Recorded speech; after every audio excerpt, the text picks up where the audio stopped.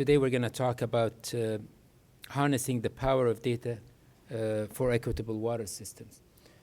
I'll let the panelists introduce themselves in a minute, but before we get into the discussion, I think we have to define what data equity means. And it's such a broad subject, and it means different things to different people. So we have to be very careful defining what that means. And then how do we use that data to make decisions to support an equitable water delivery. So today we have 3 different perspectives, 4 if you include mine. I'll talk about that. So starting with Khalid, he's the academic in this group, and he's the one that does the research that we base our some of our decisions on. Joaquin is on the policy side, and he makes policies that affect our day-to-day life and probably a lot of what we do in the next decade or century. And then James is an owner and operator. He operates a water utility, and he has a different perspective because he has to deal with the stuff that we produce. And I'm going to represent the consumer. I look at my water bill. How many of you look at your water bills? It's a good number, but not good enough for a water conference. But I'm a resident of Mohsen Water District, and I look at my water bill, and I can do it now. I can show you. So it's live, and it's great. So I enjoy doing that, but probably I'm the only geek in the neighborhood that does that. So as Felicia said, so I'm not in the water geek category. Probably I'm still in the nerd, and I'm going to get to the geek at some point. So I'll start with asking the panelists to introduce themselves and to briefly say what water equity, data equity means to them in the water space. Khalid, start with you. Sure. Thank you, Mohsen. Good afternoon, everyone. Like Mohsen said, we're standing between you and lunch, so I'll try to keep this brief so we can get going. Khalid Osman, I'm an assistant professor of civil and environmental engineering here at Stanford, and my work mostly focuses on how do we operationalize this concept of equity in our water infrastructure system services, so from a planning side, from a management side, operations and maintenance, and from a design side.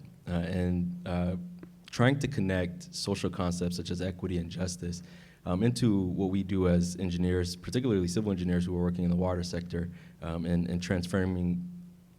intersecting that with the technical aspects. And so that's what I do a lot in my research, and is figuring out, what are the frameworks, what are the methods that we can use to combine those two things together. And what data equity, or just water equity, means to me is making sure that everybody has clean, reliable, accessible, and affordable water consistently. And I think data powers all of that, equipping communities with the data that they need to advocate for themselves, to be able to understand what they're consuming, what they're paying for, and to be able to, stand up and say, this is what's happening in my community with my water, in order to enact change in policy. And so I think that's what data equity means to me. That's great. Good morning or afternoon at this point, everyone, nearly. My name is Joaquin Esquivel, and I have the honor of being the chair of the State Water Resources Control Board. I've been on the board for about 6 years, 4 of that as chair. Prior to that, I was out in Washington, D.C., working for Governor Brown out of his D.C. office on water policy. And for about 8.5 years prior to that, starting in 2007 to 2015 or so, I was with U.S. Senator Barbara Boxer in D.C., but started as an intern and did policy work, so water, ag, nutrition, oceans, tribal issues, importantly, but also was the IT director. And so got to be able to experience both certainly the policy work there, but also the practical side of running our servers, ensuring that we had a website that was open and accessible, and trying to represent, nearly, as we know, 40 million Californians here with only about a staff of 70. Coming to this role now, as in the water board, we certainly have a lot more staff, but there are certain principles and fundamental positions around water, tech, importantly, open data, but here now water as well, access that for me are really critical.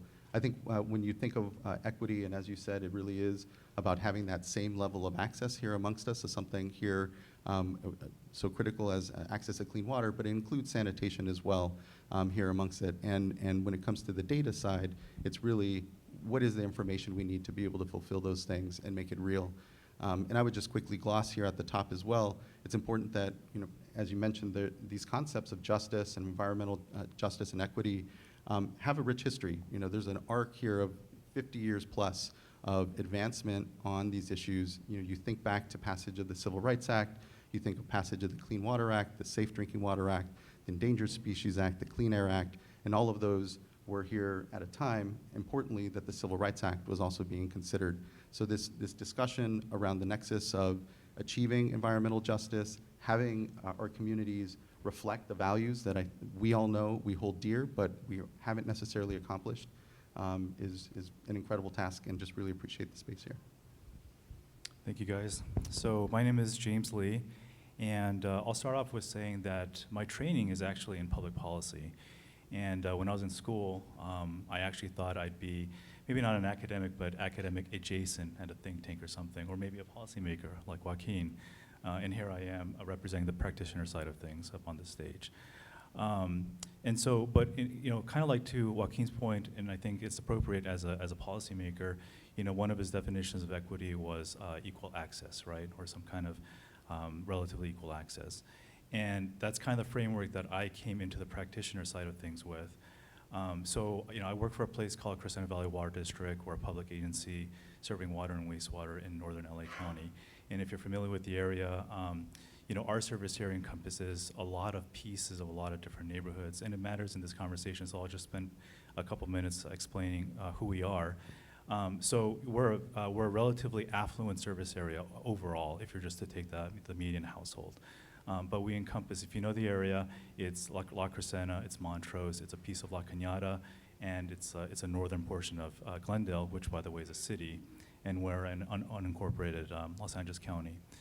So we're about 8,500 counts on a good day, small to mid-sized water district, and we get our water primarily from metropolitan and groundwater, metropolitan by way of Foothill. And so as a practitioner, when I think about equity, it's kind of more from a practical standpoint. And what it kind of dials down to, and you heard it in the presentation before, I think from the elected official, is there are a lot of competing priorities to balance.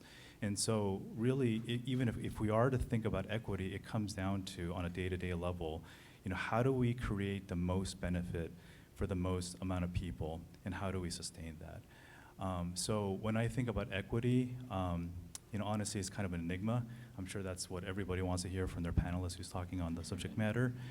But I think it's important. We could talk about this all day, and I'm hoping that we can get to the bottom of this together, in this 45 minutes here. But just to delve a little bit more into kind of the day-to-day, so let's take something very simplistic. When we talk about policy and equity, you have market levers. So I'm sure a lot of agencies here have bill assistance programs, and that's just a simple financial kind of market lever, if you will. And so that's simple. So okay, so we provide some short-term relief on a financial basis for a number of households. But if you think further down the line, it's kind of like the butterfly effect, the ripple impacts. So if you were to extrapolate that into a larger scale, let's say because of that program, we compromise how much infrastructure we can replace. There's wells, booster pumps, reservoirs. Let's use pipelines. Pipelines are easy to kind of conceptualize. So if we don't replace pipelines and they explode, then people are impacted. And it's kind of a broad swath. It just impacts whoever. And so then we say, okay, well, let's get ahead of that. Why don't we maybe look at some long-term debt? Let's spread that cost out over generations. And so now we fix one kind of equity question, and then which is intergenerational equity, because we're kind of talking across generations. But now we have to raise the rates in order to pay for the debt service on those bonds, right? So I'm sharing all that to kind of help set the stage in terms of the practitioner's point of view and how it's a complicated question. But I think by the end we'll realize that there's a lot of hope in this matter.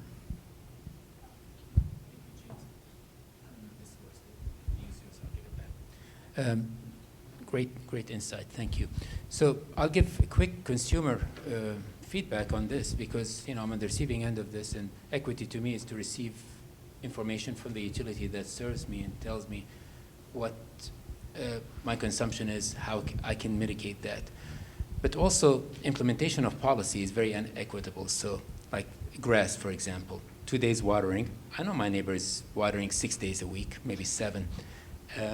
So how can there be a policy to support that? The only way we can control is tariffs, of course. We can't just ticket them for having grass. Maybe we can. That'd be a perfect world for me, but I grew up in a dictatorship. I don't want to go back there. So ideally, I think we'll figure out a way to use economics to achieve policy, but I don't know how that could be done. So Joaquin, you talked about history and how we got here. So maybe you could give an overview of the data that we used to reach our current water laws, policies, and how deficient that is or how good that is, your perspective on that. I appreciate that. I think earlier the point was made that data for data's sake really doesn't do us much, right? That it's and here the important step is, yes, getting the data. How are you here acquiring it? How is it being reported? The quality, the purpose, metadata amongst it, all very important. But it is all in service of creating that data into information. Information that informs decision making and allows us to see our communities. And I think if you look at the reality of some of the history around, again, the need for environmental justice, the equity issues that have been plaguing our communities for decades, generations, is that we have seen progress. I think is what is important first to note when it comes to access to clean water, access to sanitation. You look at the 50-year arc, and I mean, we had, as Felicia knows, and as we had, raw sewage in the Dominguez Channel. We had real challenges when it came to managing our waste, keeping our waters clean, and they're cleaner than they've been.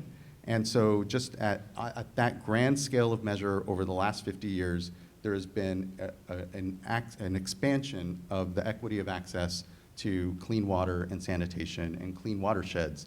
And I think, you ask anyone in Sacramento that goes and recreates on the American or any of the rivers up and down the state, and it's easy to take for granted what has taken 50 years of progress and work. And all of that was off of information, was off of establishing programs that were measuring, that were assessing, that were implementing solutions, and here moving forward on our thorniest challenges then, which now, if they were happening, everyone would be appalled and is appalled. Whenever there is a sewage spill, it makes the news, people are upset, they don't expect that. It used to be a lot more common occurrence, and actually just the way our watersheds were not functioning very well.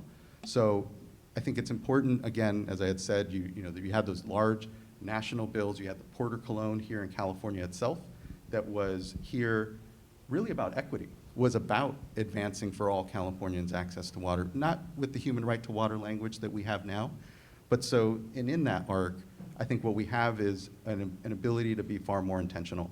And so as an example of that, at the State Water Board, and Felicia knows this well, we've been able to do a drinking water needs assessment.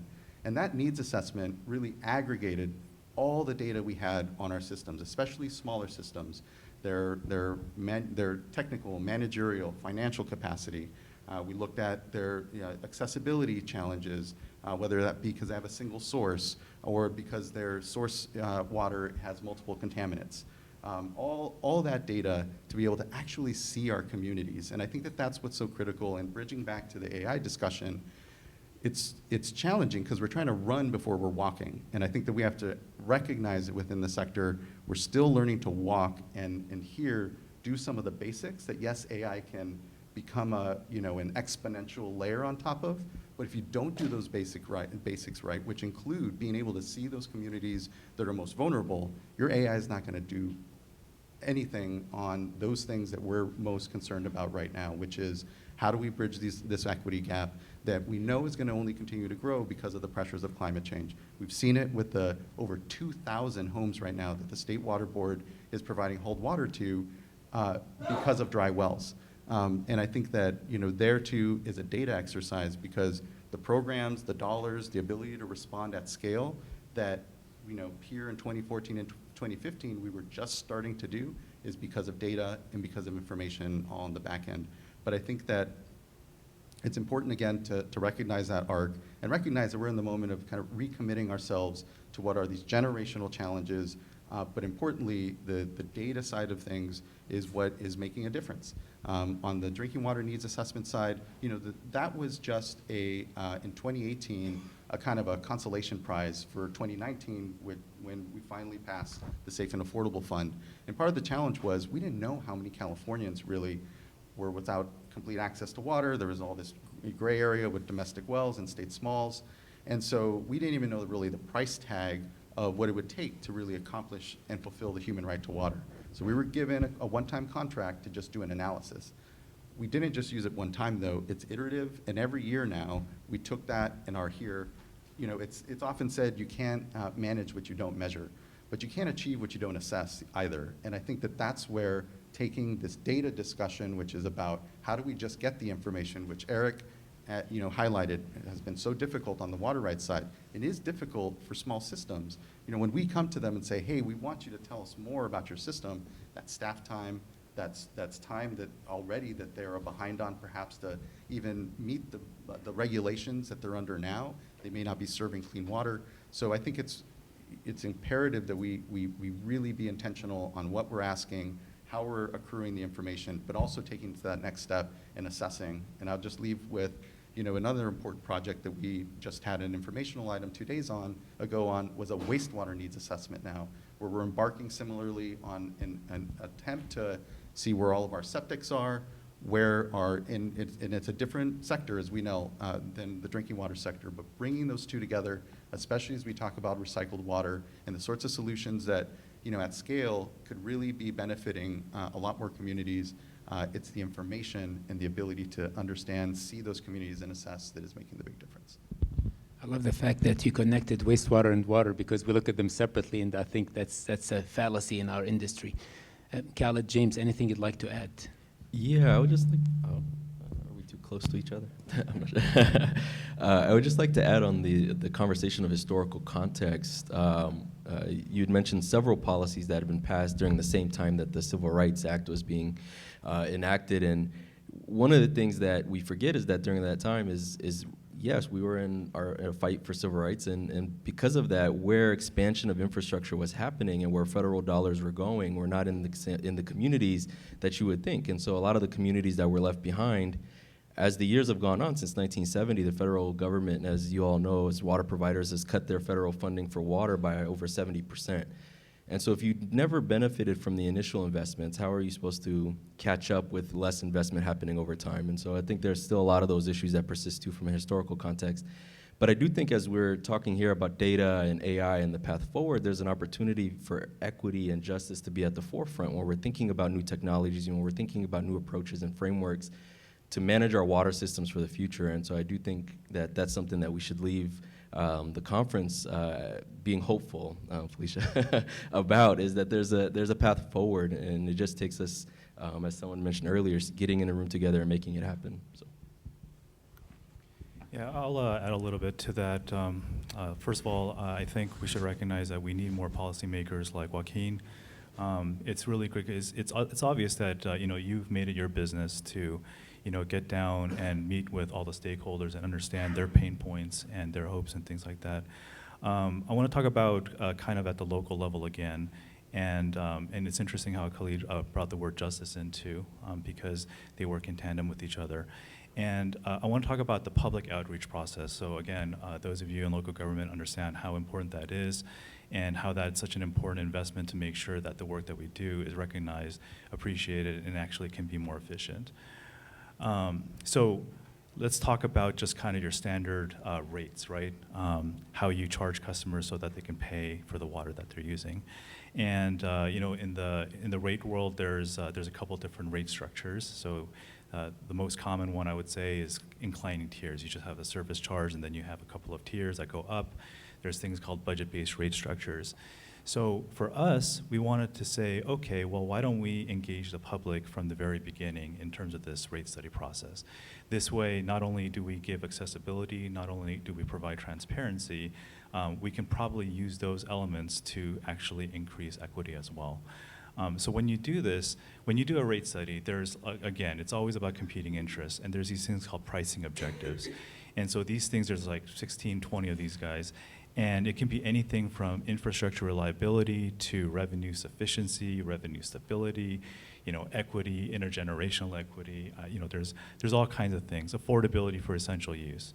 And when we so the idea is to send this survey out to the community and say, okay, what is important for you guys? Because based on your input, our board, our governing body, is going to take your input, reconcile it with their governance process, and figure out what is your rate study going to look like. Is it going to be this one, A or B? And within A or B, what is it going to look like? How big are those tiers going to be? How much is it going to cost? Things like that.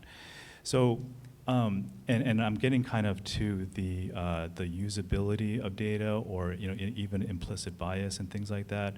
So when you send a survey like this out, you start running into issues that maybe aren't as commonly thought of. So do people even have the accessibility to, let's say, a machine to participate in the survey process? Are there language barriers? We saw that in a couple of panels earlier.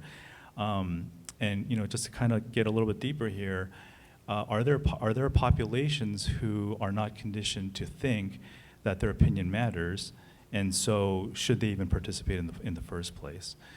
And so what you do is you get a self-selected, sample size or of data, basically.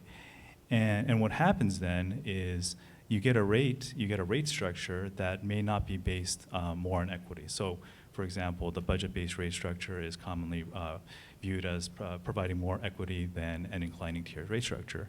So then you miss the opportunity to transition from this type of rate structure to that. And going back to kind of from a policy standpoint, a pure policy standpoint, where you say, okay, the baseline threshold is we got to make sure that people have access to safe and reliable water. In fact, it's not just access, it's actually a right? So from a practitioner standpoint, it's hard to go that far, but the least we can do is say, well, let's modify that a little bit. The baseline is we got to make sure that affordability for essential use is upheld, health and human safety. And it doesn't matter whether your poverty rate or whatever metric, whatever imperfect metric, Census Bureau, whether it's 80% or one household, it's still a question that needs to be asked. And if you don't consider, so you start bumping up against actually sociological questions too. And if we're not mindful of that, then it's very easy to kind of whiff on the whole thing. And why this matters for the bigger picture is we talked about how policymaking is not just top down; it's a two-way street. The bottom's got to inform the top, and vice versa. So just wanted to kind of add that to the conversation. If I can just add on that a bit, I think it really is difficult sometimes for state agencies or others kind of working in the policy bureaucracy space to really translate that lived experience for a lot of communities into then the information that lets us best not just see them, but then come to those solutions collectively and have that local ownership and not just this sort of nanny state approach to the solutions that are out there. But I think that takes time. But and importantly, to your point, it's that two-way street. It has to, that data discussion is one central to really just the very communities that are experiencing whatever the challenge in the water sector there it may be. So, yeah, if I could just quickly add, I think we've steered away from your initial question, but I think this is a good conversation. One of the things our keynote mentioned today is that sometimes the data does not match the intuition. And one thing that I find a lot in my research and working with communities who are dealing with poor water quality or perceived poor water quality is that they have this anecdotal data. My water doesn't taste good, my water is brown, my water makes my skin feel weird. However, they don't have the means to relay that in an empirical way. They don't know how to test their water at the tap to see if the quality is right. They don't know if the brown water means that their pipes are failing or if that is just something that's happening throughout the whole distribution system. And so I do think that there's an opportunity there for data to really play a role in helping people go from anecdotal to empirical so that their perceived situations are not something that goes ignored, or that they feel like they don't have power to change. Great. So by taking this, I got this, that works now. By taking this turn, I think you took us on a different path, so I'm going to change the whole path of this discussion. Please don't, we reversed. We got to throw the notes out, okay.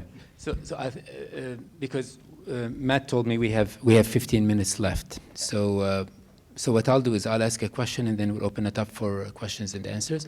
But I'll set the context for this. So I'm working with the Metropolitan Water District on a climate adaptation master plan. I see Director Erdman here, and he's one of the leaders of that. The challenge with that is it's a roll-up of some of the information we get from member agencies and sub-member agencies. And the quality of that data can vary amongst different agencies. And then this is going to go to the state at some point too. So it's going to be the delivery plan for the next 10 years, maybe 20 years, depending on the model, with the predictability factor that we could use. So from your perspective, you roll into a metropolitan water agency.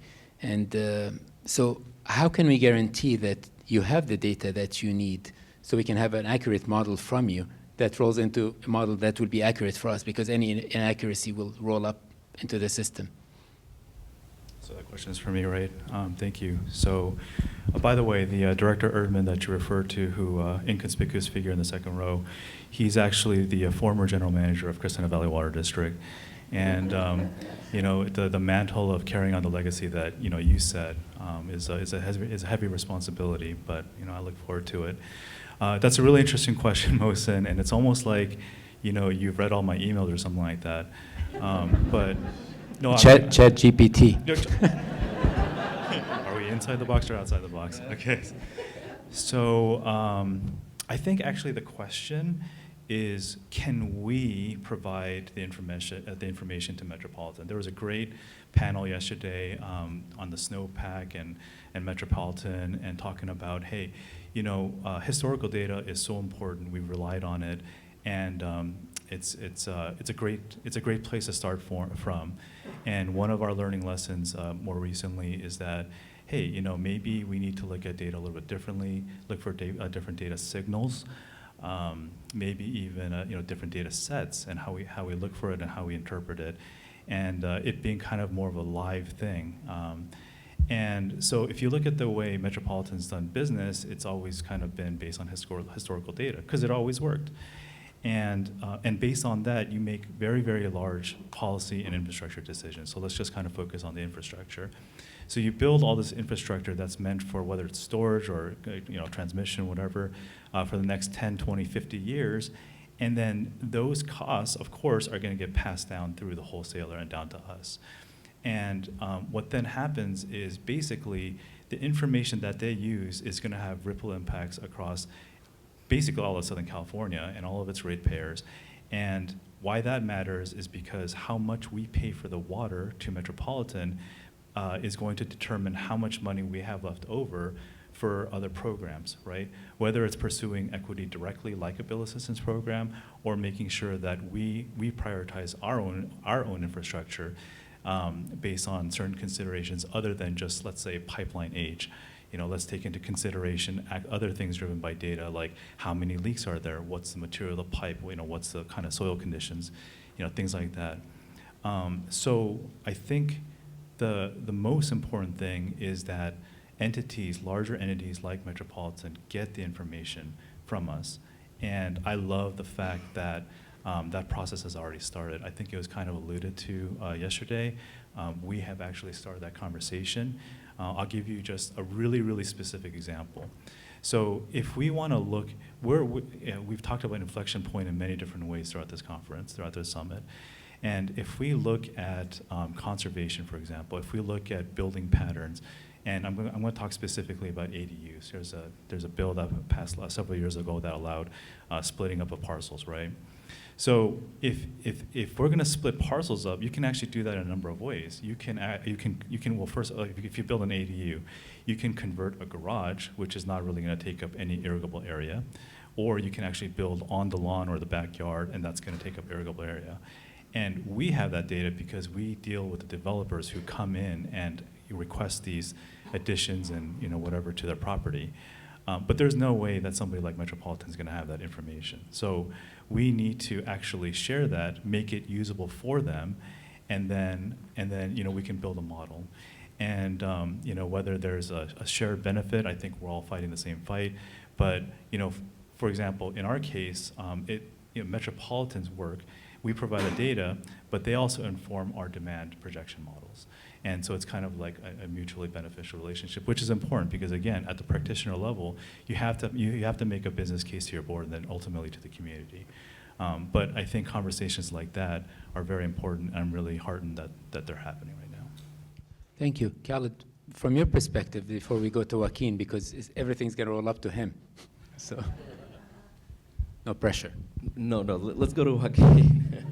Actually, I'm not sure I fully understood the question, but so we can go to Joaquin. The level of certainty we need to do planning, and the level of data we need so we could have accurate predictive models for demands and providing water equitably across the state. So academia doesn't play a big role in that, but I think you probably have the knowledge and predictive models to support industry in doing that. Yeah. Joaquin, I think, has a good answer for this, so I'm going to let him go first. But yeah, well, and I appreciate you guys are, the consumers ultimately of then that kind of pipeline, essentially, I guess, that you're talking about truly. And I think for me, it's where the role of automation comes in. To my earlier point, to the extent that we don't need using human capabilities to just enter data, and we have systems that are more rolling up that data, you eliminate human error. And we find, sometimes in our reporting and QA/QC work, that's sometimes our hardest. So, it will certainly depend on what it is that's being asked or reported, but to the extent that, it's from a SCADA system, it's from something that is potentially already generating that data and can be then, scaling up to, which we're not there yet, and I appreciate is so much of the discussion around the state and intake of data, but to the extent that we can start to have APIs and begin to ingest data that is automated, I think we start to see more of that exponential benefit of accurate data that is letting us be better real-time decision makers instead of the lag that it might take to get an important piece of data, but it's 6 months old because the reporting timeline isn't one of a more real-time space. So I think that's how you get that accuracy and the scale and reduce ultimately the costs that it would take to do the sort of decision making we're all collectively looking to do. Thank you. Anything you'd like to add? No. I was going to say, I think you actually answered for Khalid too. So I shared earlier, I couldn't get myself into academia or even anything adjacent, so I had to marry into it. My wife is a professor, and we always talk about that connection between the ivory tower and, so Khalid's in a tower with ivory growing all around it, and boots on the ground, and, the timeliness of information, the how clean it is, how accessible, the implicit biases that, creep in and things like that. So it's so important. We should be rubbing elbows all the time, and I think we are. That's the whole point of this collaborative. But yeah. Well, it's been incredibly, impressive to see just the exponential growth of the ecosystem of this discussion. The fact that we're going so over time is because of what is incredibly and truly, and I appreciate, every one of you in here. I know there's so many leaders amongst us, and this is an important discussion. I think we maybe have a little time for questions, but I'll hand it to the moderator. Yeah.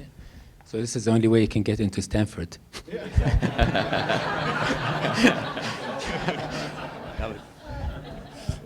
No, I was going to say, Mohsen, I think one of the things that we rehearsed that we should talk about is three things that we think could make water systems more equitable. And maybe for the sake of time, I'll cut it down to two.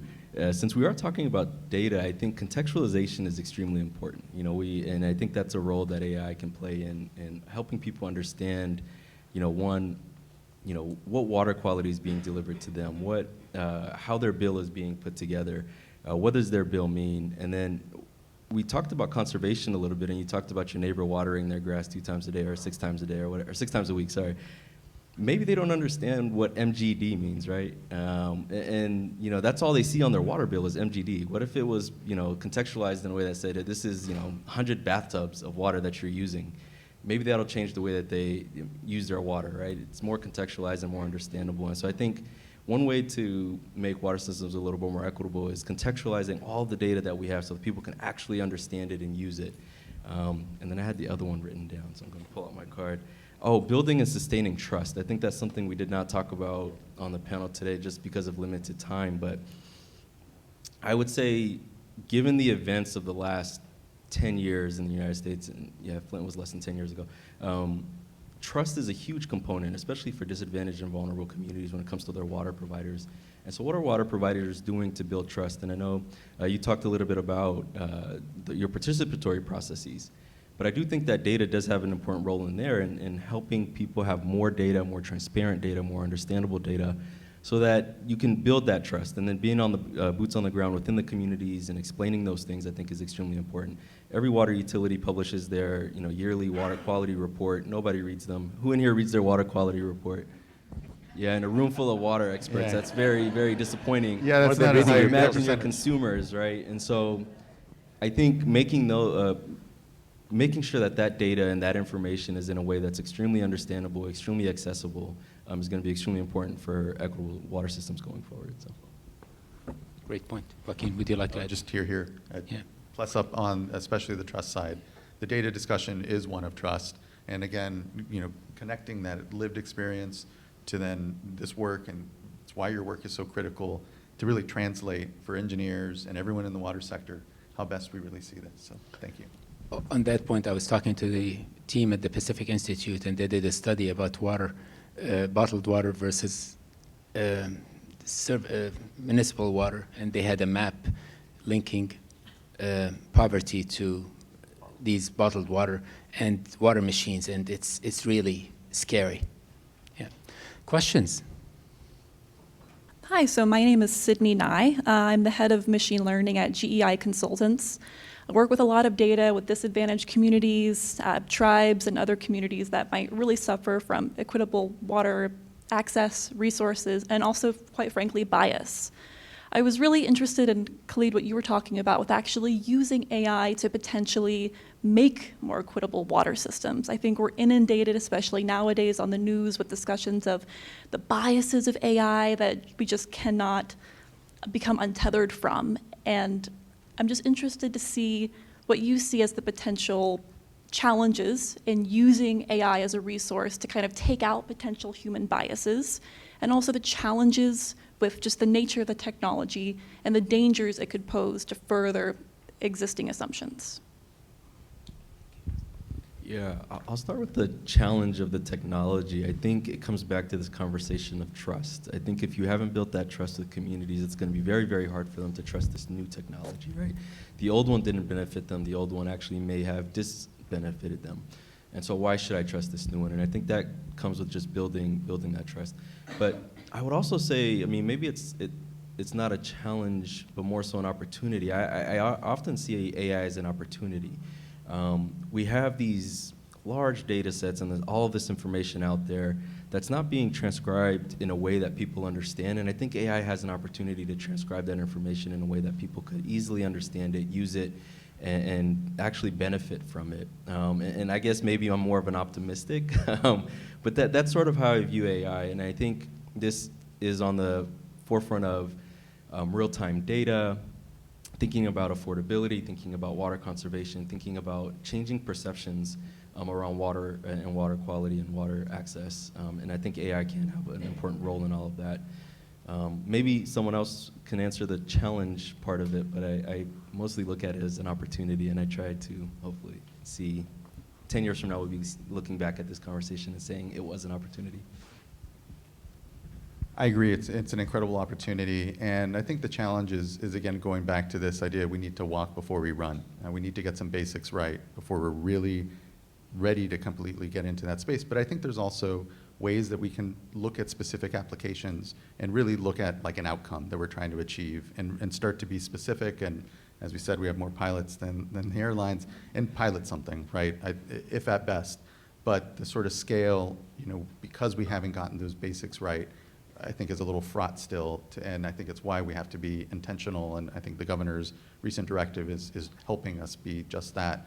But at least as an example, on the machine learning side, Eric spoke well about Canavision and the work we did there. There was also, and here this gets back to a point on why we're being optimistic, is that our folks in our programs are ready for this, right? They are taking classes here at Stanford or the UCs or community colleges even, and being exposed to systems and tools that they're ready to use and come into our workspace and then are like, wait, what are we using? Why am I not? I just was using this the other month in my class. This is frustrating. I'm out. I'm going to go to the tech sector. I'm going to go to energy. I'm going to go to finance. They got it. I can use my skills there. But what then happens is you have this grassroots sort of projects that come through. And one happened in the Regional Water Quality Control Board in San Francisco, where we had a staffer, not unlike Canavision and some of the early work, where they were just like, I just want to do this. I'm not going to wait for a budget change proposal to come through to give me resources to do it. I'm going to do it in my spare time. And what she did was she took PFAS, which we were still quantifying what the total sort of scale and impact is.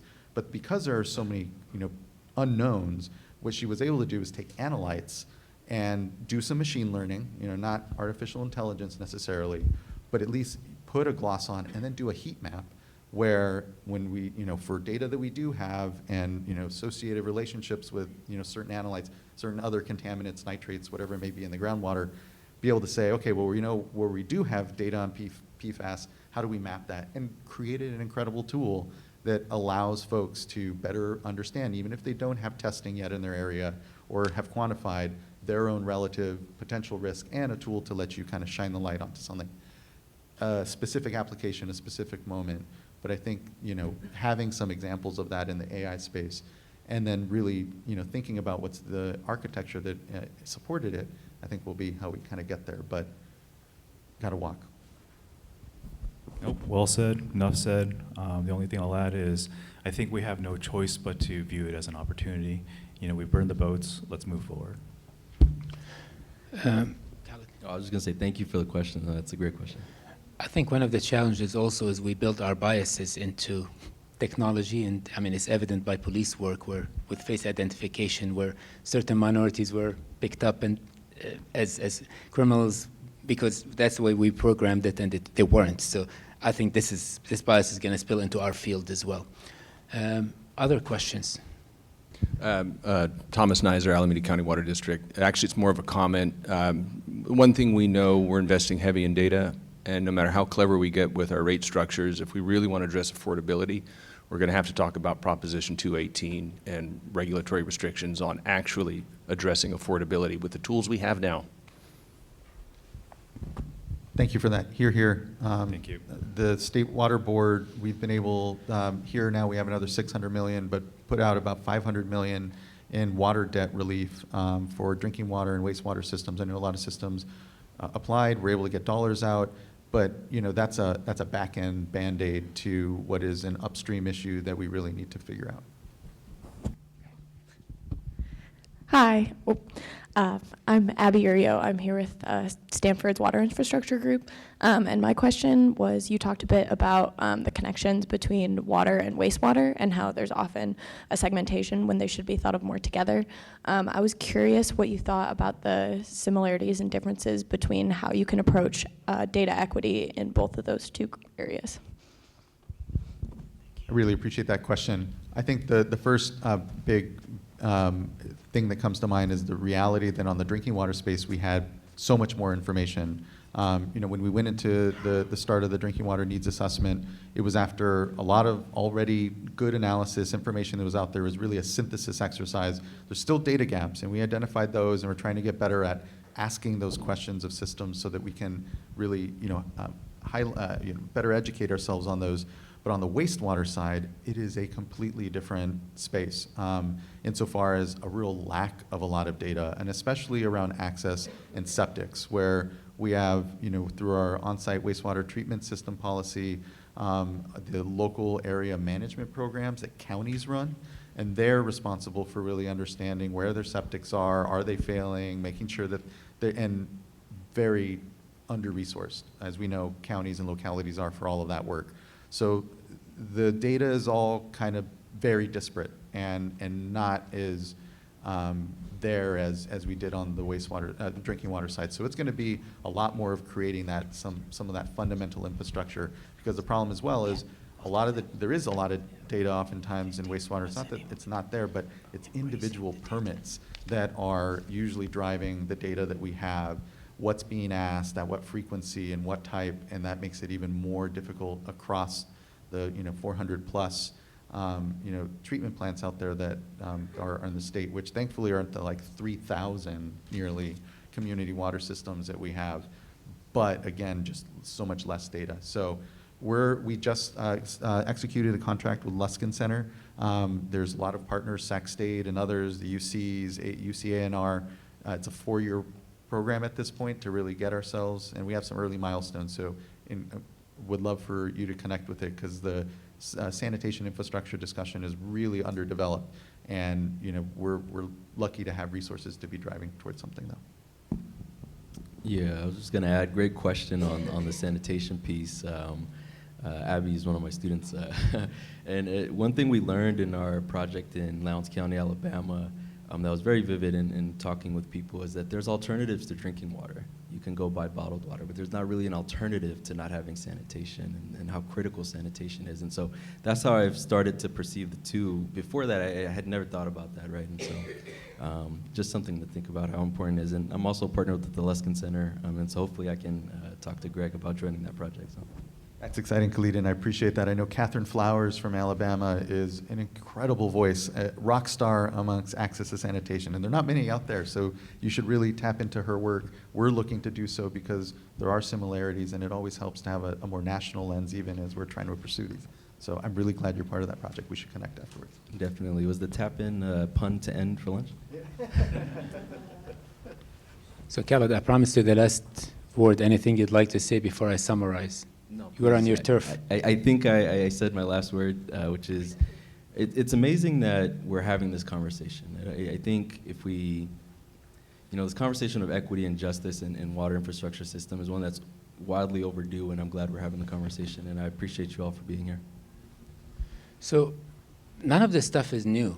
I studied, one of my degrees is IT, and I graduated in 1991, and my favorite course was computer ethics class, and I'm a bit of a geek, and seriously, I mean, like a whole class on computer ethics, I thought, how boring is that going to be? It wasn't. It was my favorite, and this is back then, and all what we're talking about now, the misuse of technology, malware, all of it was there, but at an early stage, and look where we are today.